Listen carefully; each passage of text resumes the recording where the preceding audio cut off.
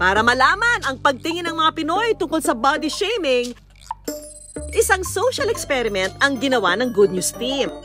Ang ating kasabwat magsusuot ng swimsuit sa isang beach. Saka kunwari, kukutsain ng dalawa pa nating kasabwat.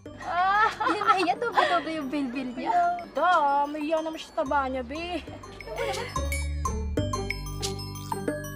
May mamamagitan kaya? Sa isang beach sa Cavite, isinagawa namin ang experiment. In 3, 2, 1, action!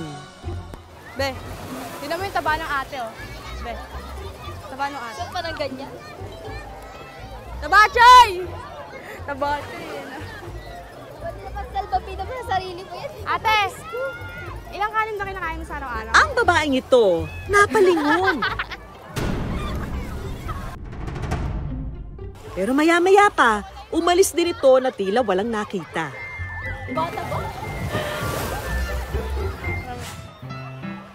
Ipinagpatuloy lang namin ang experiment. Mariela! Nakatubig na eh. Nagpwede din ate! Lulutang ka naman dyan ate! Ang lalaking ito na nakaupo, tila nakikinig sa usapan. Tay! Di ba? Mariela! Nakatubig na eh.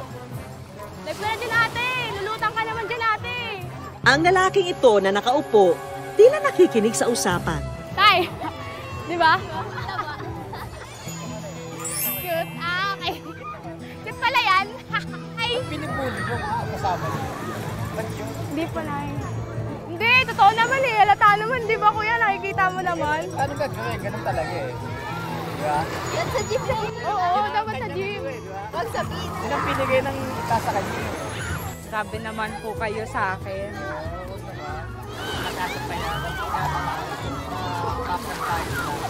Si tatay, may pabaon pang advice sa ating bida. Naawa ako kasi inaano nila eh. Larang niloloko, gano'n. Binubuli ba? Ano.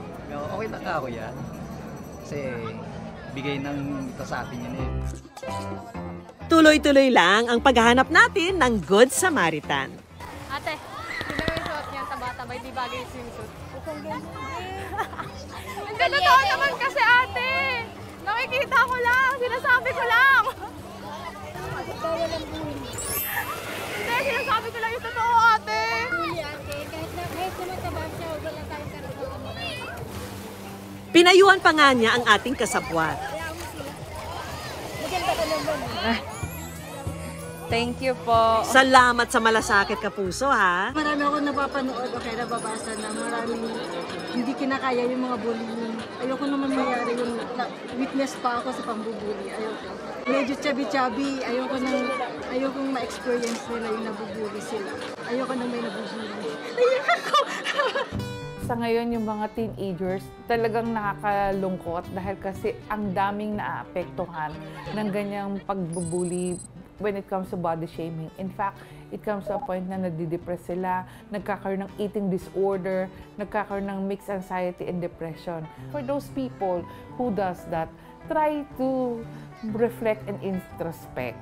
Dahil kasi, isipin nyo maigi, baka mas maraming flaws kayo sa katawan.